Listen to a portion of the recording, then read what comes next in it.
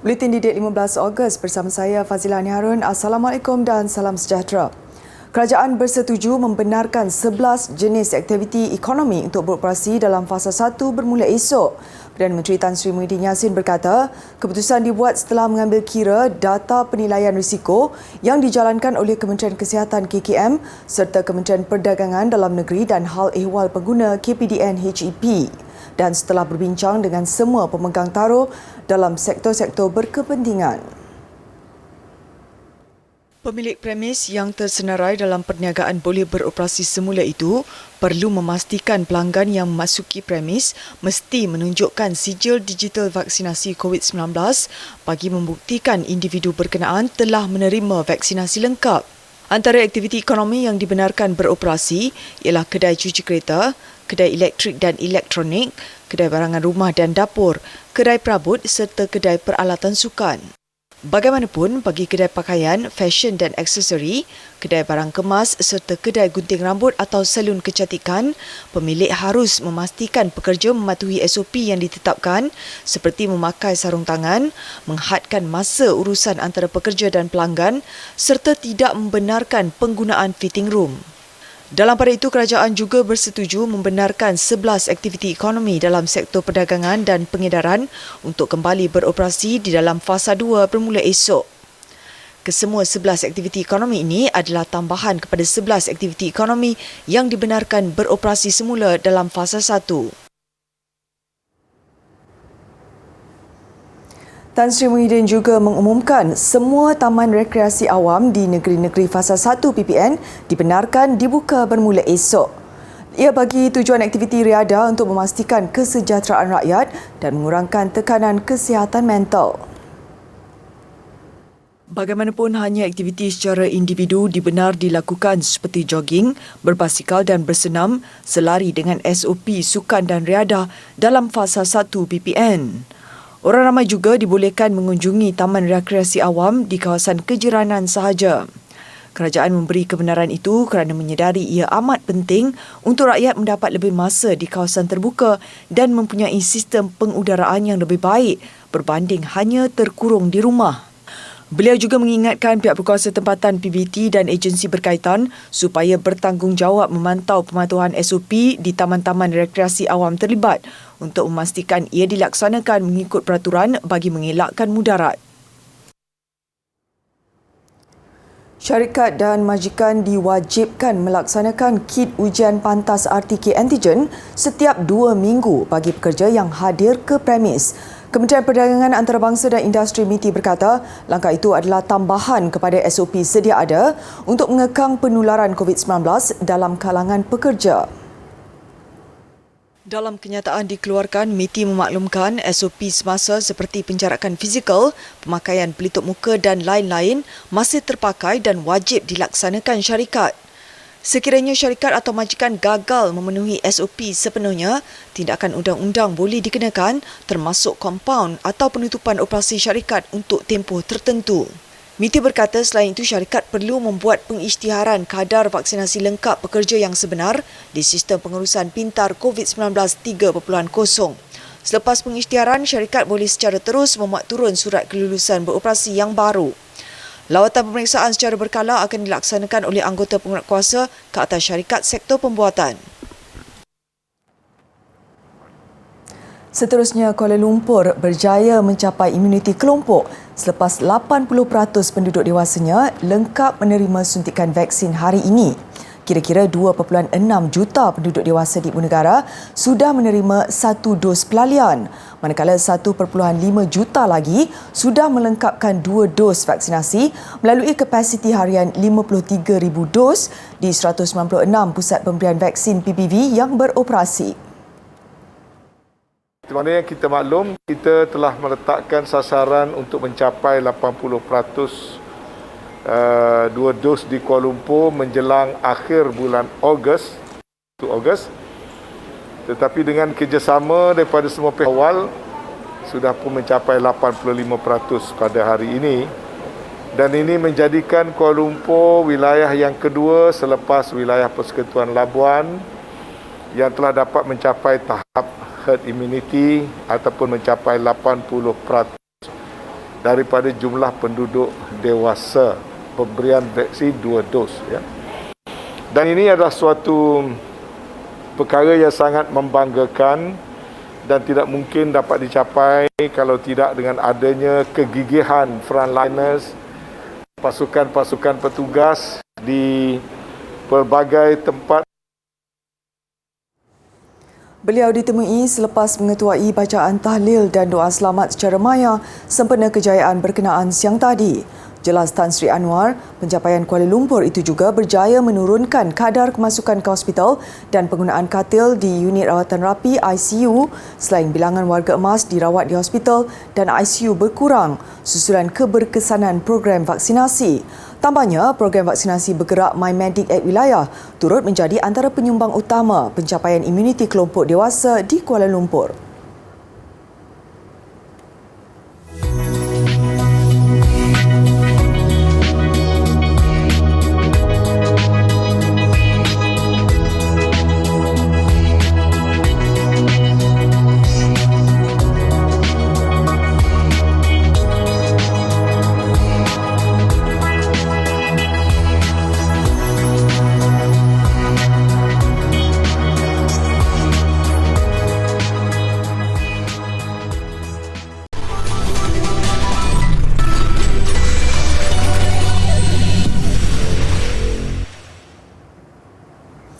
Dewan Bahasa dan Pustaka DBP bersama Keretapi Tanah Melayu Berhad KTMB menganjurkan pelbagai pertandingan sempena Dekad Bahasa Kebangsaan 2021 bermula Rabu lepas hingga 15 September depan. Penganjurannya adalah usaha berterusan untuk mempersegar kecintaan dan kemegahan masyarakat terhadap bahasa kebangsaan selain mengirat dan mengukuhkan perpaduan.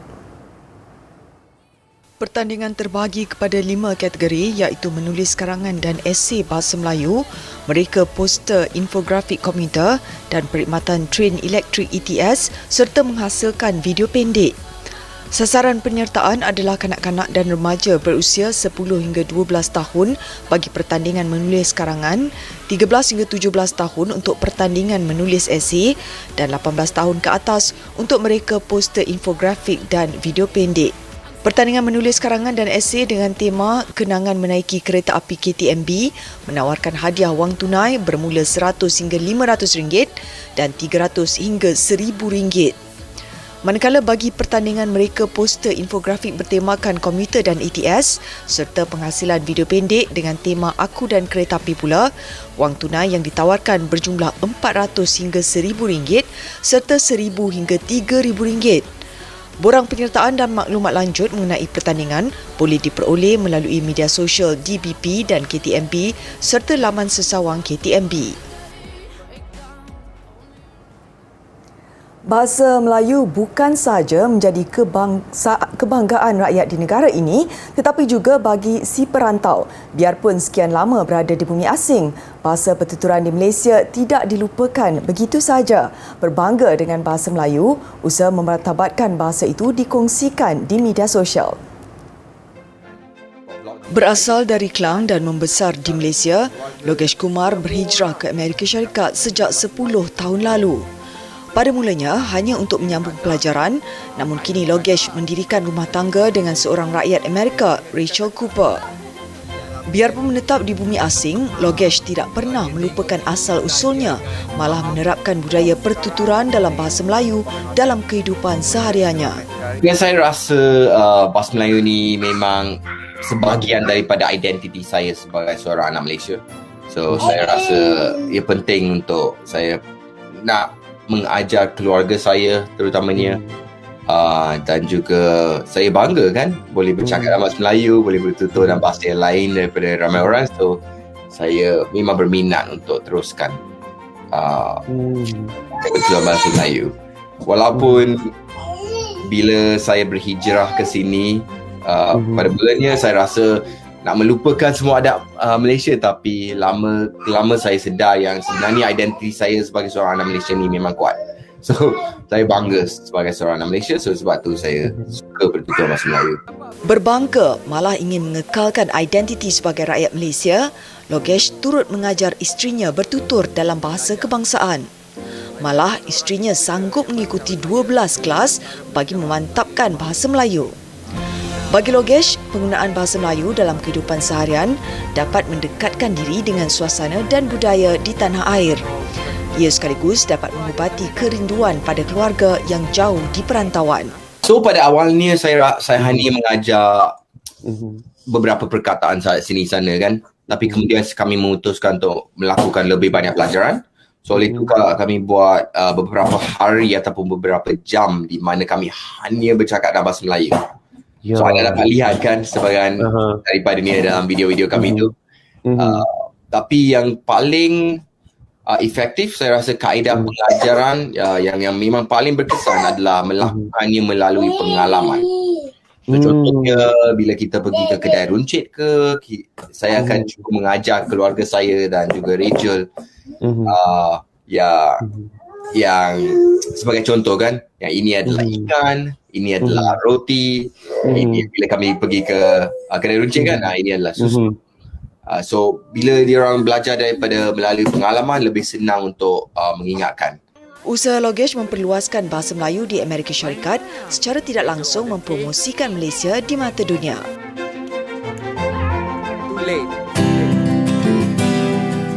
Cinta kepada kasih yang indah dan jiwa, seru cinta dalam zikir kasihku hanya kepadamu negaraku Malaysia. Engkaukah dirimu di pesada dunia, sehebat pesaingmu tanpa gentar dan resah. Tanah airku yang megah tempat diri mengukir nama. Aku pada saksikan melankolik hidupku. Di mana saja destinasi keberadaanku, aku teroka kejayaan demi kejayaan. Tuntutan agama, bangsa dan negara, betapa bangganya aku pada dirimu.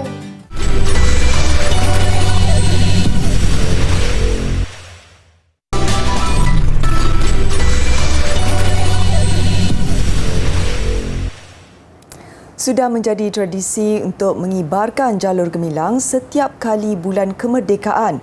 Itu kata pesara polis yang menyifatkan aktiviti itu dilakukan setiap tahun bagi menghayati semangat patriotik. Lebih menarik, beliau turut menggunakan tunggul kayu untuk dijadikan arca pelengkap hiasan. Laporannya bersama wartawan Syafiqah Damanhuri. Sebagai anggota polis, beliau dengan kreatif mempertahankan negara dan kini apabila bersara, beliau tidak henti pula menghasilkan arca kayu dan kedatangan bulan kemerdekaan, beliau menghiasi rumah dengan jalur gemilang.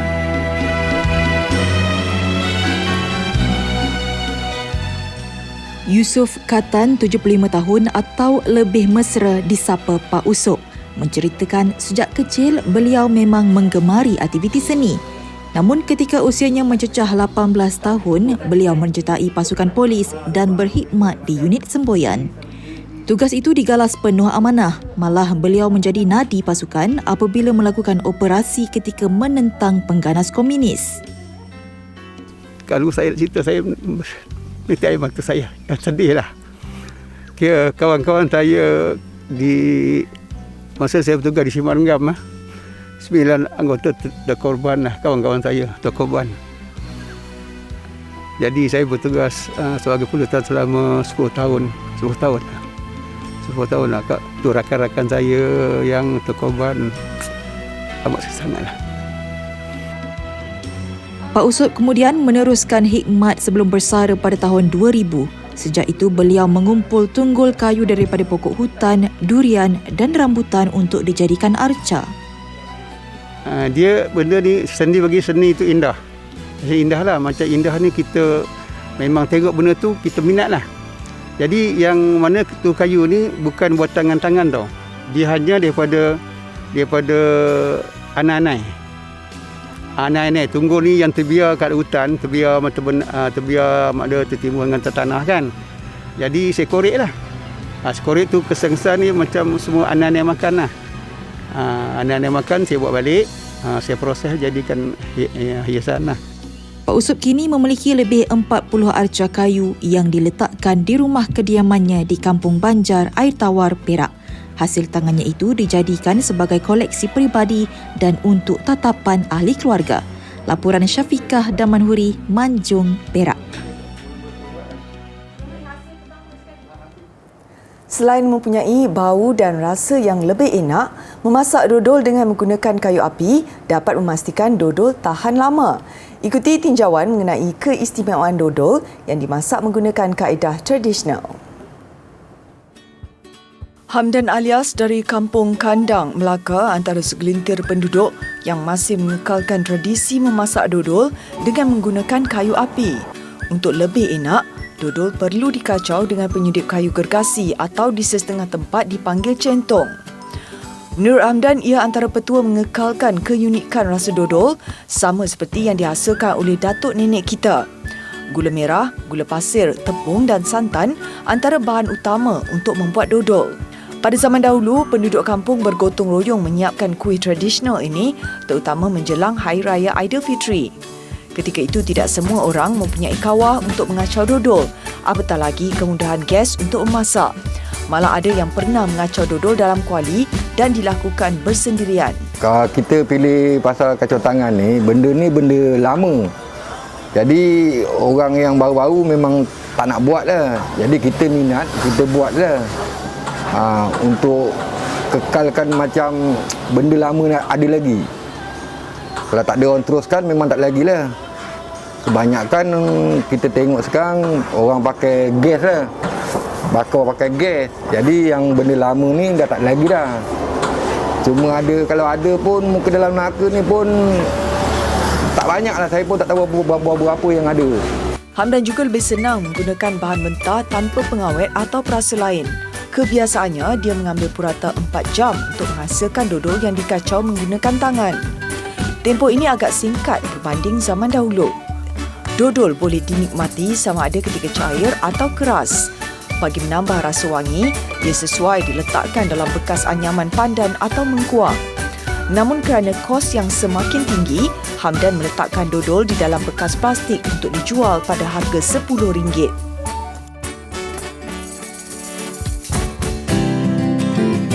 Tips untuk kekal bermotivasi semasa anda mengikuti kelas dalam tarian. Yang pertama, kita kena anggap bahawa kelas dalam tarian tu sama seperti kelas bersemuka. Bangun awal pagi, makan, pakai baju elok-elok dan duduk di tempat yang elok untuk anda betul-betul bersedia mengikuti kelas tersebut. Yang kedua, anda kena sentiasa berinteraksi, berkomunikasi dengan cikgu semasa dalam kelas tersebut. Sekiranya cikgu tanya soalan, anda kena jawab soalan. Cikgu buka ruang untuk anda bertanya soalan, maka anda bertanya soalan kepada cikgu anda. InsyaAllah anda pasti jadi pelajar yang cemerlang. Jaga diri, hiasi peribadi.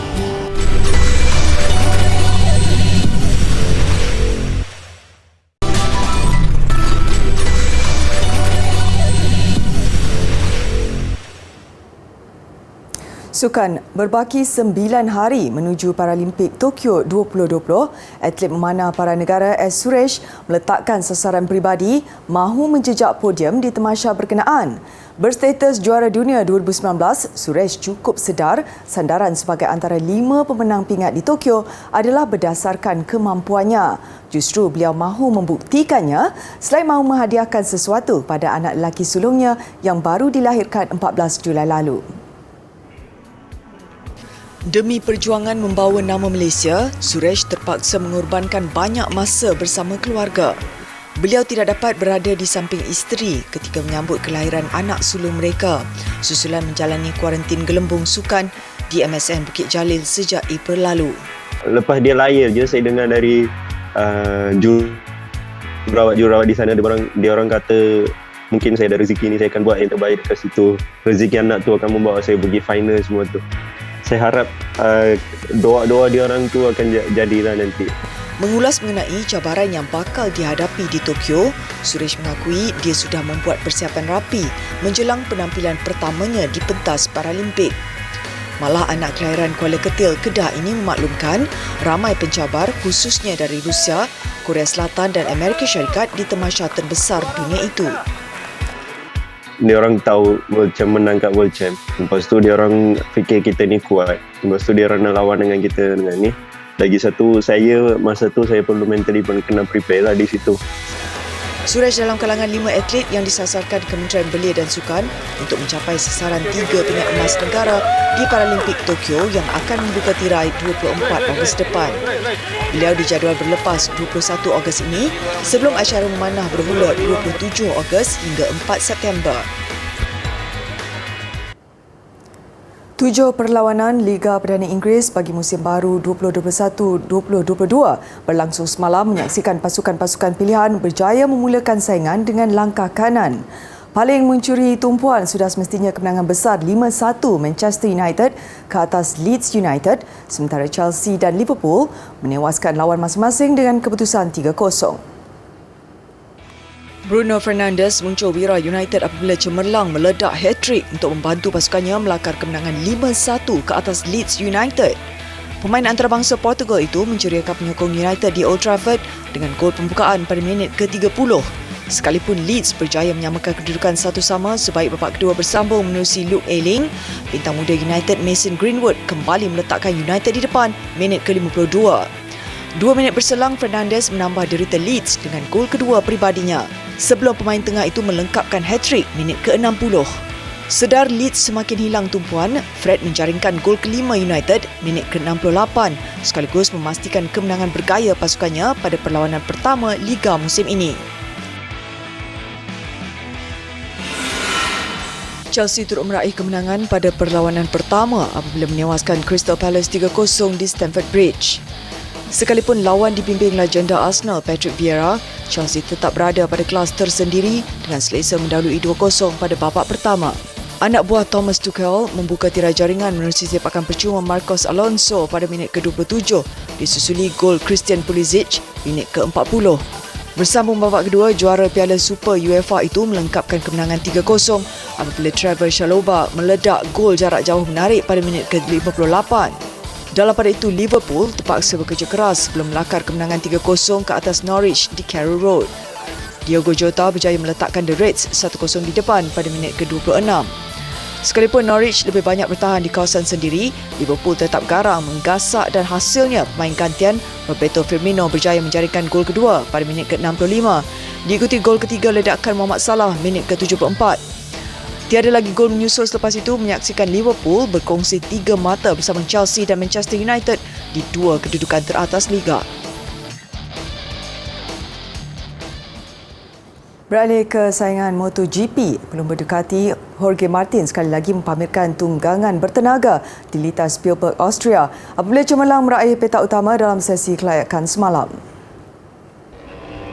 Selepas meraih kemenangan pertama dalam kelas MotoGP minggu lalu, Martin sekali lagi mencuri tumpuan di Austria. Pelumba Sepanyol itu menempah petak utama apabila mencatat masa terpantas 1 minit 22.643 saat. Lebih istimewa, catatan itu merupakan rekod baru di litar Spielberg. Pendahulu keseluruhan Fabio Quartararo yang ketinggalan 0.034 saat akan memulakan perlumbaan di petak kedua, manakala Francesco Bagnaia yang ketiga. Seorang lagi pelumba Ducati, Johan Zarco, berpuas hati di petak keempat, manakala pelumba Honda, Marc Marquez, kelima. MotoGP Austria dijadual berlangsung jam 8 malam ini waktu Malaysia. Mengakhiri buletin didik malam ini, anak pertama pasangan panda gergasi Jia dan Kai Kai selamat dilahirkan di Safari River, Singapura. Saya Fazlania Harun. Assalamualaikum dan salam hormat.